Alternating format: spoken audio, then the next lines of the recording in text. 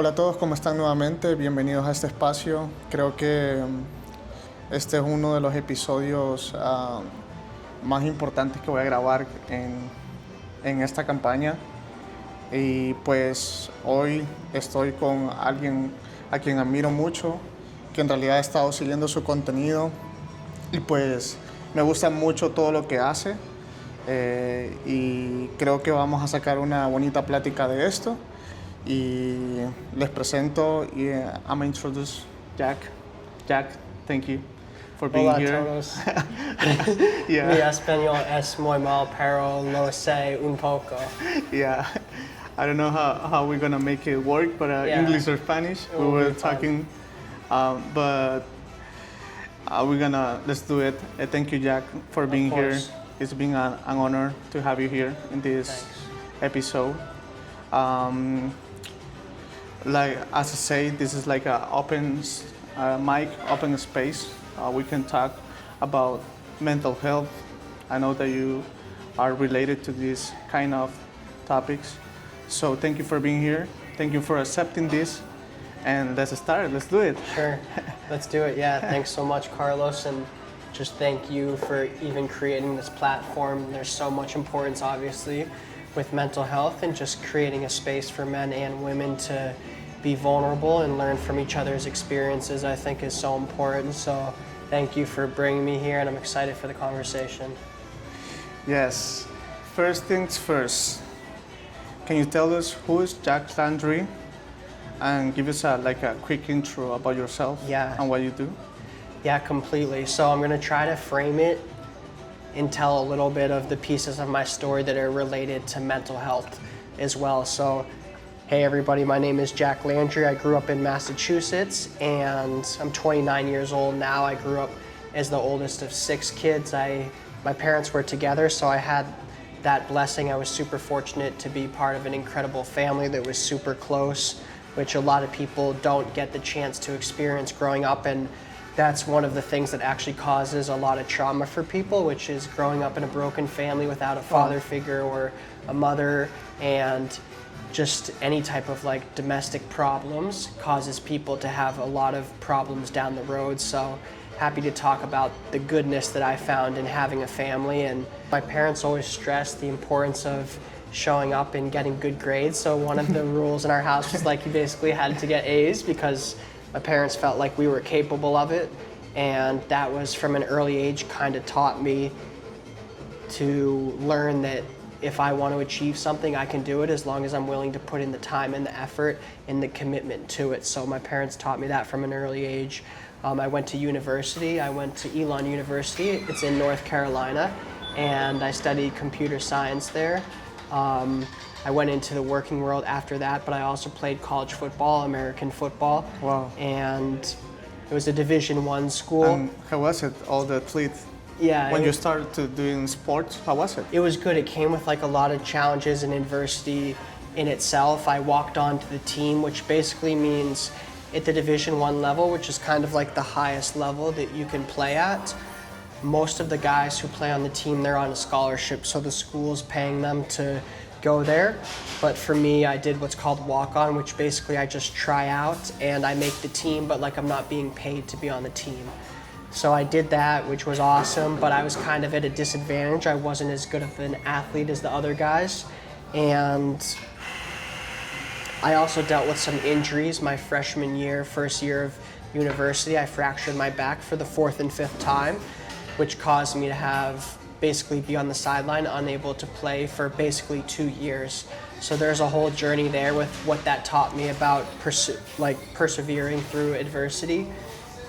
And yeah, that was pretty much like bringing me up to through university. When I graduated university, I got into the working world, working in corporate America, doing software engineering. Wow. And worked for Amazon for a couple years. That was kind of like my big resume opportunity. And then I started my own consulting firm also in the data space. And after that, I'd gone through this radical transformation in my walk with God and my personal development journey. And I felt like this has literally changed my life so much. How can I not bring this to other people who are struggling with some of the same things? time management, their career is dominating their life, they're struggling with vices, they're struggling with relationships and depression, all these other mental health issues. So that's when I started coaching full time, with the goal of basically just empowering men to live in their potential in every single area, from physical, mental, emotional, relationships, career. So that's what I do now, full-time coaching. So now that you are doing this, thank you for sharing the story, first of all.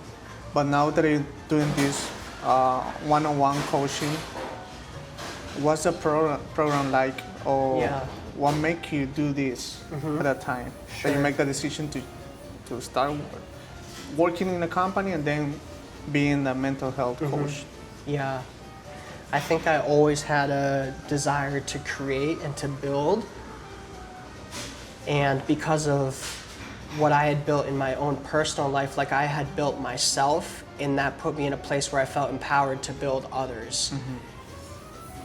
And I see so much in people's life that we say work is not the most important thing, but when you look at where we're spending all of our time and energy, the only place that we're actually spending our time and energy is on work, because there's a necessity. We're required to work to provide for ourselves, to actually live. And so when I had that experience, I was in the same place. I was like, okay, there's actually other parts of my life that are more important, living the lifestyle I want, my physical and mental health. But then when I looked at how I was spending my time, it was only on my work. And so when I started changing and making small adjustments to my day to actually focus on my time with God, focus on taking care of my body and my mind, first and foremost, that changed my character, who I was able to show up as for the people in my life, but also that opened up more opportunities in my career, where I was like, okay, if I take time away from my career, it's gonna suffer, but actually taking time away from that and pouring it into myself put me in a better position. When it was time to work, I was able to come with so much more focus, energy, creativity, so it helps me in that aspect. And I want to help guys do that exact same thing. And really what it starts with is like building your morning. So your morning is your most precious time. And how do you create a morning where you prime your body and your mind in a place to absolutely dominate and have your best day? So if you could be like, okay, here's my schedule, I'm Carlos, what is the best day I could possibly have? What would that look like from the time you wake up to the time you go to bed? And let's design that. And that's like your starting blueprint. And it's important in the morning, what is the first thing, for example. Right. It's really important to know about this kind of topics or things that you do in your program, one-on-one. So what has been the hardest part to Jack in your journey? The hardest part in my journey of coaching, or the entire process? Yes. I would honestly say the hardest thing that I've done is getting to a place where I truly trust God to lead every single area of my life. Because when you're looking at God from a distance, you don't have a relationship, it's easy to be like, okay, I can put your trust in God, let Him lead your life, right? That sounds good on the surface level, but then to do it, it's actually completely different. Yeah, different. So what I really had to do is I had to first learn to actually trust God, because it's like, surrender my entire life to God. First of all, what does that even mean? And what it basically means is like, I'm bringing every area of my life, how I conduct my physical health, how I take care of my mental health, how I take care of my relationships and my business, to God, for Him to guide me. And once I do that, that's where I come into full surrender. And once I continue to do that, that keeps me in full surrender. But it's like, how is God actually going to show me what I need to do?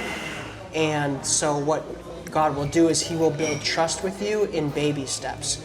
It talks about seek and find. So if you actually look for God, when you truly look, And it's hard. To be patient is very hard. He's going to show you, but He's going to show up, because His promises, He makes promises in His word, and He promises that if you seek Him, you will find Him. If you knock on the door, it will be opened. So once you take those first small steps of faith, you start to see God's hand. And then what that does is it gives you more empowerment to do that in the other areas of your life. So one of the big parts of my life I had to bring to God was like, okay, how do you want me to lead my romantic relationships? And when I brought that to Him, He showed me why He instructs us to live a certain way. And only when I gave it to him did he provide me with the woman who's going to be my wife. And it was the same with my business. I was so focused on, let me make as much money as possible, right? But God doesn't want us to just make money. He wants us to use our time, treasure, and talent to serve and help the people around me. So when I brought my business to him, God completely changed how I was spending my time as an engineer and brought me to this place where I'm so fulfilled and in my purpose and able to help and serve other people by helping them change their life. Nice. That's a good one. Yeah. Is there any experience that you have in this journey that make you take the decision? Is there any story behind that make you, okay, now I'm gonna do this like a full-time health coach, and it's something? Yeah, I remember I had always had an idea. I read this book called Think and Grow Rich, and basically what it teaches you is whatever you desire, get crystal clear on that, because now if I'm clear on my desire, I can design the life around that desire, and I can design the steps to get there. So I started mapping out, like, these are all the ways I could start my own business. And at first it was at the intersection between finance and tech, because that's where I worked. And I continued to create that vision, and I knew building my own thing was something I wanted to do because I had that software engineer background. I was used to architecting and building. Wow.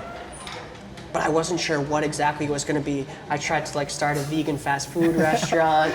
I tried a couple things, but it never felt like it was right. And it was in 2022, this was the time when I was really starting to lean in with God. I was starting every day with God in the Bible, reading my devotional, praying. And one day I wrote in my journal, I wrote big idea for a holistic health brand. Whoa. And right below that, I wrote live the Bible, which was basically an instruction to myself to live my life in accordance to the Bible. And that was the first time I ever had the idea. And that was the beginning of what I do now, which is basically holistic health coaching with God at the center. And I didn't even know what it was going to become at that time, but it was almost like that intuition, that gut feeling that, hey, I feel like this is what I should do. That was ultimately guidance from God, and the only reason I got that guidance from God is because at that time I was seeking Him every day. Wow, really important. Jack, what do you think is the biggest mental health challenge men are facing today? Yeah, that's a really good question. And I think the biggest mental health challenge that men are facing today, and I know this because I faced it myself, is they're insecure. They're not confident in who they are as a man, and because of that, that's holding them back from who they could be. And I used to be super insecure in who I was because I was afraid of what people thought of me. I was afraid of people's opinions and being judged. But the reason I was afraid of that is because I wasn't secure in the way I was showing up. So what I first needed to do was determine, who do I want to be as a man? What is my character like? What are my values? How do I show up? How do I act? How do I speak? Even down to how do I dress? What do I want my physical body to look like? In Jack's perfect world, what is the best man I could possibly create? And once I had that vision, now I know the steps I need to take every single day to move in that direction. And I tell myself each day, this is what I need to do to move in that direction, to be who I know I'm capable of being. And every single day I do those things, I now am building my own confidence because I told myself I was going to do something and I did it. And this is how we build confidence and self-belief, by keeping our word to ourselves. So if I said I'm going to make $5 today, and I do that, it's okay, great. I have a little more belief. Maybe I can take it up a notch and I can do that next, a little more challenging thing, and I can go and make $10. It's oh great, I told myself I was gonna make 10 and I did it.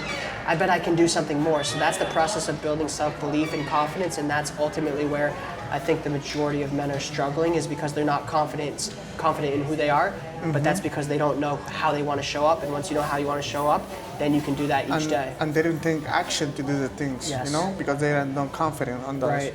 But really you can't take the action if you don't know. If you believe it. Or where am I even taking action towards, right? That's why the vision is so important. I've seen a lot of your content that I'm really fan, man. Thanks, all the content, very clean. It's about overcoming addictions. What is your take on these addictions? Yeah. What do you think? Why is it so important to you? Sure. Yeah, vices are so common in today's world, like so many people are using them, and I think they distract people ultimately from their purpose. But the reason I speak so much on addiction is because I've struggled with my own addiction. I've used vices, weed, alcohol, but the only one I was truly addicted to was pornography. And Okay. ultimately, what a vice or an addiction is going to do is it's going to pull you away from God, and in turn, it's going to pull you away from your potential. Because you living in alignment with God, what that's going to do is it's going to show you how to head, the direction to go with your life, and it's going to empower you to show up as the best version of yourself in every single area of your life. But if you're leaning on a vice, what that's doing is it's pulling you away from having that relationship. It's ultimately a crutch, it's an escape, because you have some type of void, some type of healing, some type of emotional trauma or mental trauma that needs to be healed.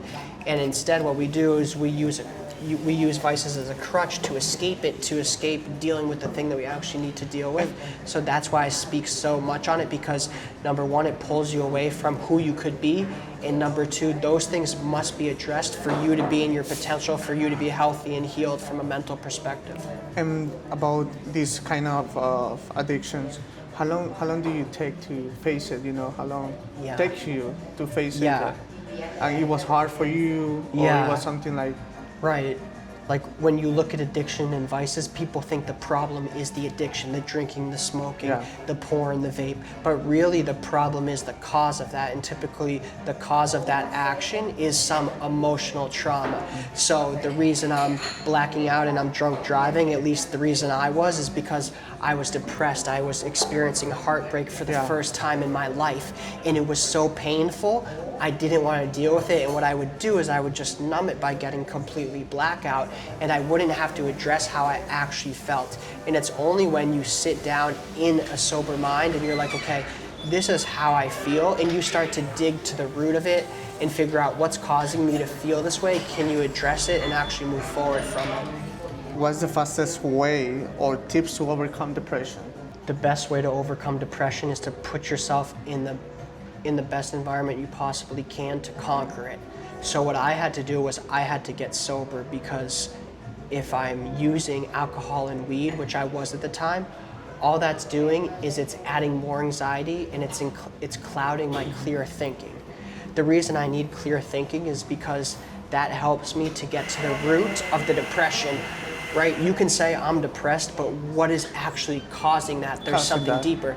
So I didn't even know at the time, because I was drinking, I was smoking, so I didn't even understand that I was depressed. But once I got sober, I realized the reason I'm acting this way is because I'm depressed, and the reason I'm depressed is because I'm experiencing this heartache, and that heartache and brokenness is coming from this specific relationship that just ended. And from that point, now that I know the root cause, I'm able to move forward and do the proper healing. But you have to understand yourself, right? A lot of people are depressed and they don't even know it. So you have to figure out, you have to diagnose I'm depressed, and then you have to figure out the reason why so that you can address it. And they are hiding that type of emotion. They don't know it and hiding it. Yeah. So it's really important to talk about it, you know? And they're often hiding it through that vice or that addiction. And we'll frame it as like, I'm just having fun, you know, I'm just going out to drink with my friends. But every time you go out to drink with your friends, you're blackout. That's how I was. I was drunk driving. I broke into my own apartment, and I would say I was good, but I really wasn't. And I wasn't willing to do the deep work to actually face the problem. And only when I faced the problem, or only when I was willing to do the deep work and to like take a step back and stop running, was I actually able to figure out like this is what's causing it. Incredible. Thank you. How our relationship with your body should be? That's a really good question, because I think there's this distorted reality in today's society where it's like, it's my body, I get to decide how I treat it and take care of it. But actually your body is given to you as a gift. God says your body is my temple. So how do you expect God would want his temple to be clean, taken care of, organized? So the reason I think taking care of your body is so important is because what it does is it sets the foundation. Like if you remove everything your mind, your heart, your soul. What's left? It's just your physical body. That's like the operating system. And if that's in a healthy place, then the other things can be in a healthy place. So my emotions and my mind are in a good place because as I take care of my body, anxiety and stress is removed. And what that does is it puts my mind in a place where I can have clearer thinking, I can have more focus.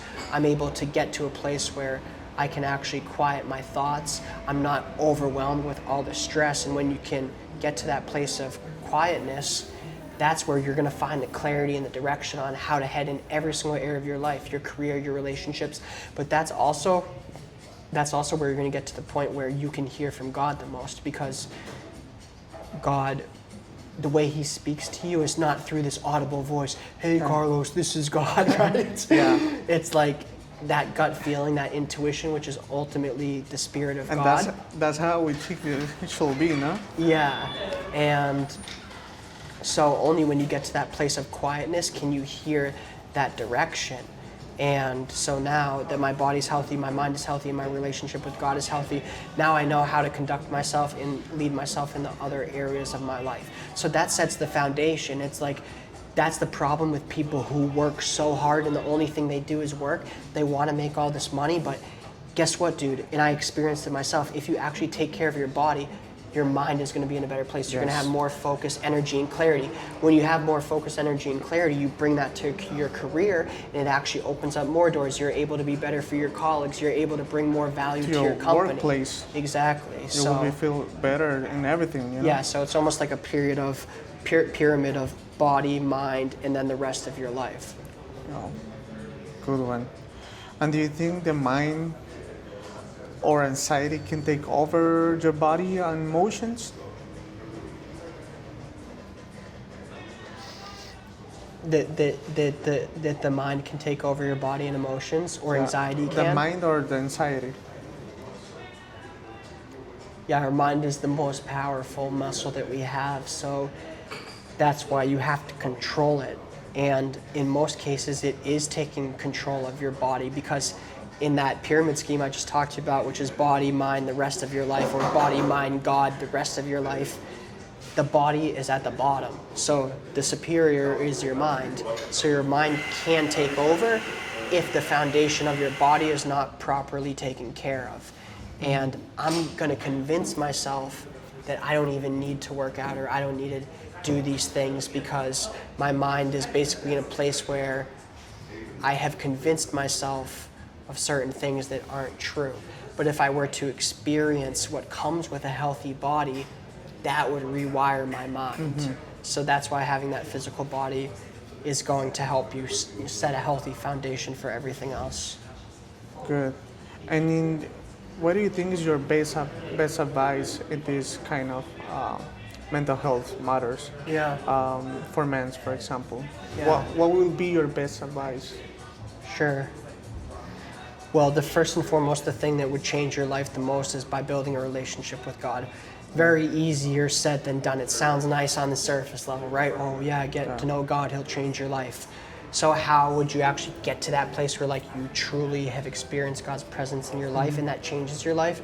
It really starts with your physical body. Build a healthy physical body.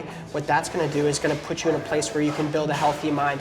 How do you build a healthy mind? The best way I did it was through journaling and meditation.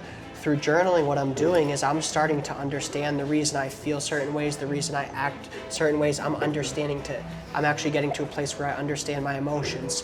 So when I was drinking and drunk all the time, I would write down and write about those times. It's like, why do I think I'm actually acting this way? Why can I not control myself?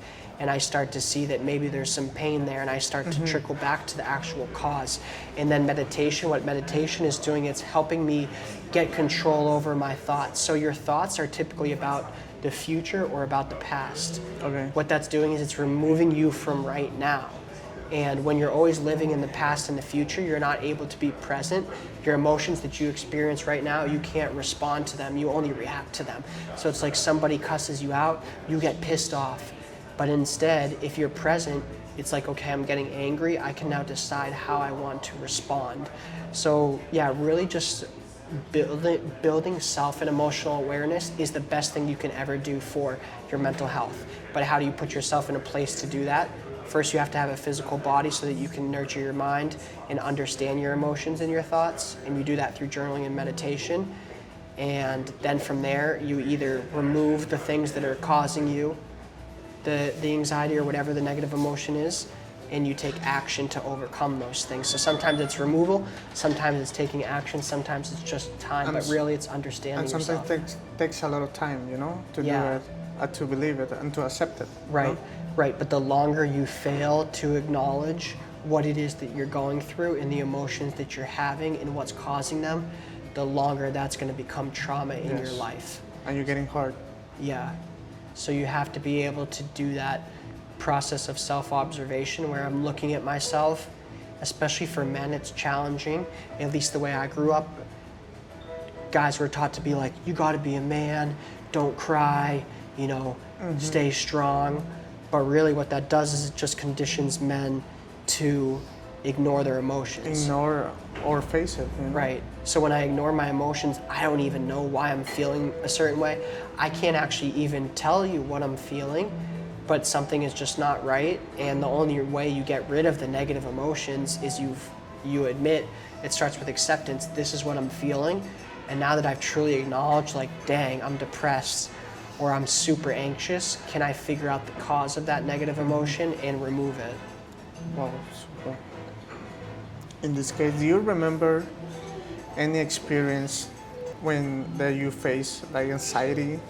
Yeah, the biggest place that I experienced anxiety, I would always experience anxiety around work because I was so afraid that I wasn't meeting a standard that somebody else had set. But they actually hadn't even set that standard. I was just putting that pressure on myself that I had to perform to a certain level. And realistically, nobody had even told me I needed to perform that way.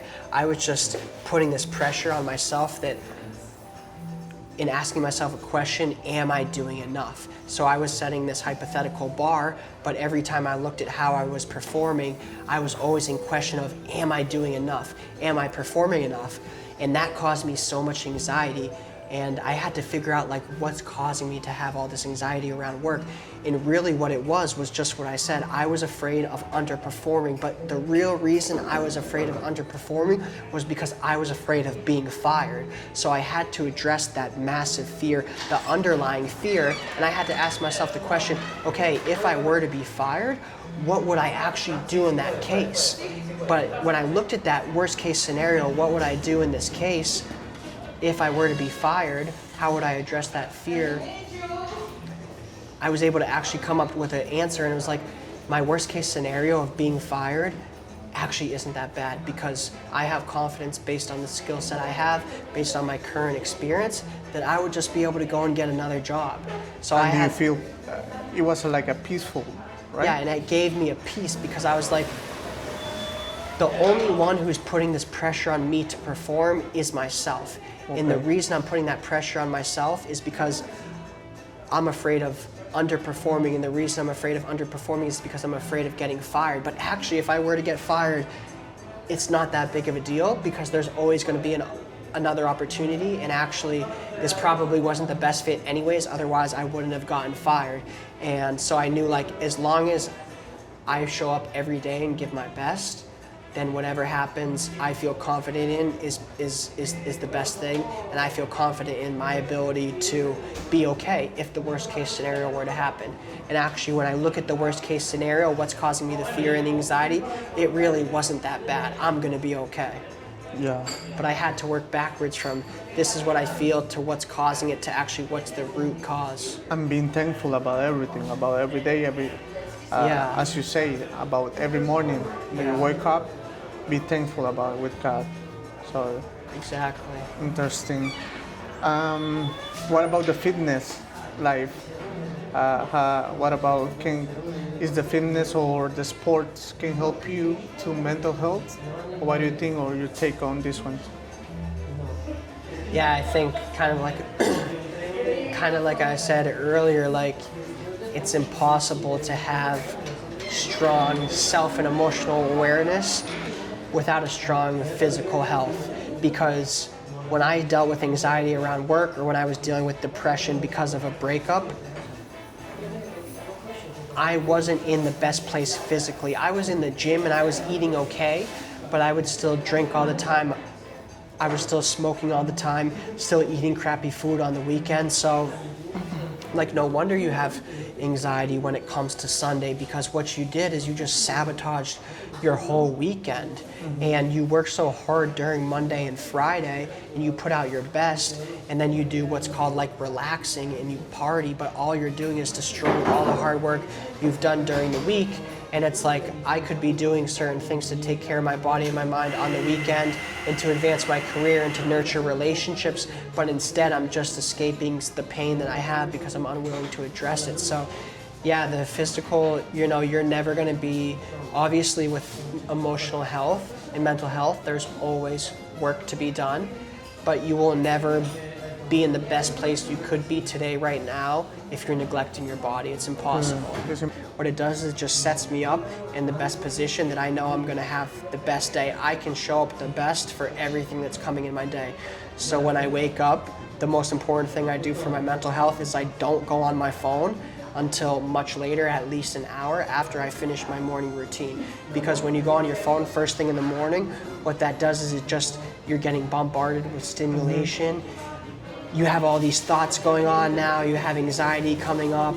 Also, it depletes you of your dopamine, so after you do get off your phone, you're like super lethargic and you're like, don't want to do anything for the day. So that's the first thing, is no phone in the morning. And then when I wake up, I just get right on my knees. I say a quick prayer, basically thank God for another opportunity, for blessing me with everything I have for my health. And I hydrate, I drink my electrolytes just to get my physical body going. Sometimes I'll do a cold plunge or a cold shower. Yeah. Or if you don't have one of those, I would do like some push-ups, something basically just to wake up your body. As your physical body wakes up, your mind will wake up. I saw the AM mile in these mornings. Yeah. I do like a morning walk. But yeah, I'll do like the cold shower. And then from there, I'll go to like something for my mind. So that's where like I'll spend time reading the Bible. I'll do a devotional and I'll journal. And then I'll do a little bit of a prayer meditation type of thing just to quiet my mind, to spend some time with God. And then from there, I go to my day and I kind of do like 2 work blocks. The first work block in the morning for like a couple hours until noon. And then I'll go to the gym in the early afternoon, and then I'll do another work block in the afternoon into the early evening, and then that'll be my day. I spend quality time with my fiance in the evening, but I try to structure my work blocks like my most focused work, where I really need to think and have quiet. I do that in the morning because my mind is fresh and there's the least amount of distraction from people in my day. And then the more things like not necessarily checking emails, but like things that need less like deep work, less creativity and clear thinking, I save those for the afternoon. Wow, thank you. It's a really busy morning. Yeah. But it's not that busy though. The morning takes about like my morning routine from the time I wake up, I shower, I hydrate, I do my Bible, my devotional, and my meditation and prayer. Takes about an hour. I have breakfast and then I'm off to my day. Good. So thank you. First of all, thank you for sharing this. Thank you for being here, for speaking from your heart, and for sharing this with us. To saying goodbye, is there anything that you want to say to people passing through anxiety and depression? Yeah. Or maybe thinking of suicide problems. Is there anything that you can say to them? Yeah, first, for anybody who's dealing with like super anxiety, depression, or even considering suicide, we need you here. You have a purpose, and the hearts that are gonna hurt because you're gone should be enough of a reason to keep you here, because there's people who want you here. And ultimately what's going to heal you is by taking action. Therapy is great, but ultimately all that's doing is talking through things. The reason I love personal development and coaching is because not only are we talking through things and figuring out what the obstacles are, but now we're coming up with a solution that's actually going to help you grow and mature and overcome those problems. So really what I would do is I would encourage you to get involved in community, whether it's one-on-one or with a group. we're not supposed to do this walk in life alone, and find somebody who you can trust, who you can be open and vulnerable with. There are people who are out there who want to help you. And I would even say, just as a thanks to the audience who's listening, something I typically only do with my one-on-one clients is what I call like a move different strategy session. Basically what we do is we sit down for like a deep dive on, this is exactly where you are right now, physically, mentally, emotionally, and spiritually. Where do you want to be? Let's identify all the obstacles that are keeping you from there. And then what we do is we come up with like a step-by-step game plan for you to get there. So what I want to do is I want to open that up to anyone who's listening, just as a thanks for listening. If you do think that's a great opportunity for you and you'd like to chat, see if I can help you, then just find me on Instagram. My Instagram, search Jack Landry. It's Jack P. Landry. But yeah, shoot me the word. They can DM me Carlos, just so they know it came from your episode. But yeah, DM me Carlos if you'd like to do that move different strategy session, and we'll see exactly where you are, where you want to be, figure out what's in the way, and figure out an exact game plan to get you there. And that's really the key, is just taking action and knowing where you want to go, figuring out what's holding you back, and then doing what you need to do to actually move in a good direction. Nice. Thank you, man. Yeah. Thank you for being here. It was a good chat. The first one of many more, Yeah, first of many, for sure. We can been talking a lot of topics, a lot of things. But thank you for being here. Thank you for being a voice for this generation, and for taking these important things, giving this content for mental health, for men's. Thank you. Yeah, thank you. The one other thing I'll add is another challenge I see with men, maybe even bigger than the confidence, is vulnerability, which is like, this is all the pain and anxiety I'm feeling, but I don't know how to express it to somebody because I'm too afraid. My ego is keeping me from expressing myself because I'm afraid of being judged. And especially as a lot of men grew up to be the strong man, not to cry, then they suppress everything and they keep it to themselves. But for anyone who's dealing with anxiety or struggling, the way that you're gonna heal is first and foremost expressing that to yourself, but then expressing that to others, right? That's why you're here doing what you do. That's why I do what I do. And there's community, or even if it's one-on-one, you need to find somebody who, and it's gonna be uncomfortable at first, but you need to find somebody who you can express yourself towards. And as you start expressing yourself and being vulnerable, it gets easier.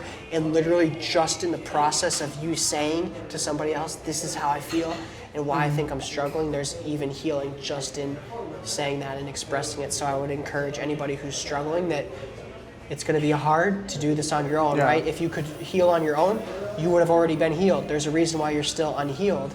And part of that you need to do is to bring other people into the mix. And to trust them, and there's healing in that process of opening your heart up. And learning to be vulnerable was one of the best things I've ever done. It's helped me just mature as a man. It's also helped me, I wouldn't even call it step into my feminine, but it's just like helped me embrace other qualities of myself that like wouldn't be traditionally masculine. And like, this is how I want to dress, so I dress a certain way. I want to have long hair, I'm gonna have my long hair. So I think they're afraid what the other people are gonna think about it. To be vulnerable or to accept it, they're afraid to do it, but it's nice.